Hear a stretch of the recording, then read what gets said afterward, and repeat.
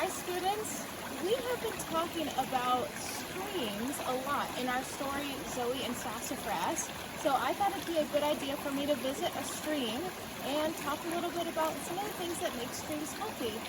Now we know in Zoe's story, the stream behind her house is starting to have a hard time, and some of the animals that she normally looks for, caddisflies and mayflies, she can't seem to find. And those are different bugs that help show that if water is healthy.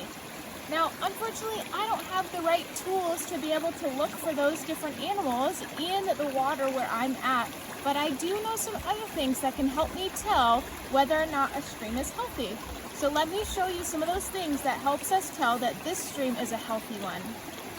One of the very first things that we should always look for is that healthy streams have lots of rocks in them.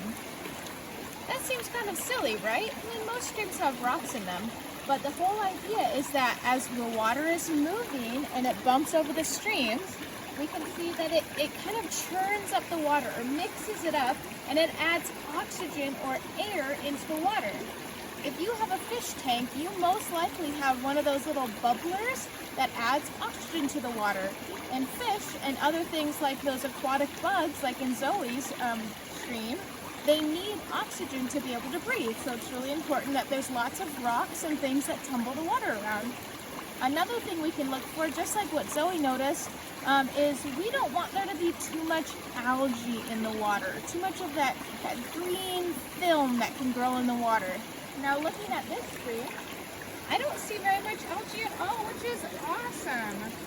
There's a little bit of brown and a little bit of a sliminess on some of the rocks. There's a little bit of brown algae growing, and a little bit is great. We just don't want there to be too much. So if you're ever looking at a stream and you see lots and lots of big, stringy pieces of green or brown algae, that shows that it's not super healthy. One other thing that we can look at a stream and tell if it's healthy or not is thinking about what's growing around it. If there's lots of plants and bushes and trees that help to shade the stream, that makes it really healthy because we want streams to stay cold for the animals that live in them.